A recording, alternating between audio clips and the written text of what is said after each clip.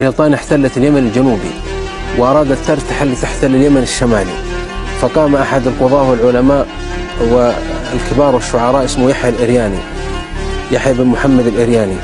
فطلب خطبة الجمعة وخطب في اليمنيين، وكان الجيش حاضر في الشمال، وكانت طائرات الإنجليز تضرب اليمن، فقال قصيدته المشهورة يدعوهم للجهاد ولمصارعة الأعداء وعلو الهمة، ويخاطب الإنجليز يقول: يا بريطانيا رويدا رويدا إن بطش الإله كان شديدا، إن بطش الإله هلك فرعون وعادا من قبلكم وثمودا، لا تظنوا هدم المدائن يودي عزمنا أو يلين بأسا صليدا،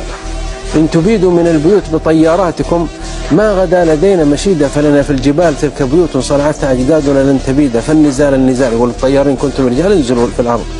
فالنزال النزال يعني سوف نجعله مقبر الغزاة، فالنزال النزال إن كنتم من لدى الحرب لا يخاف البنود، لتروا من يبيت منا ومنكم موثقا عند خصمه مصفودا، ما خضعنا للترك.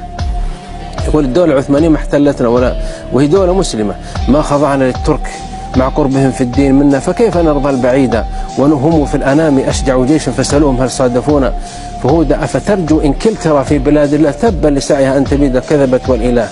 ما كان إلا بعد أن لا تبيدنا نبيد بعدما أن تسفك الدماء على الأرض ونروي سهولها والنجود، ثم جائر الهمة العالية يا بني قومنا سراعا إلى الله مباشرة، فقد فاز من يموت شهيدا، سارعوا سارعوا إلى جنة قد فاز من جاءها سعيدا وشهيدا، والبسوا حلة من الكفن الغالي وبيعوا الحياة بيعا مجيدا، وخرجوا وانتصروا وهزموا الإنجليز. فالمسلم بقوته وبإيمانه وباتصاله بربه وباتباعه لسنة النبي صلى الله عليه وسلم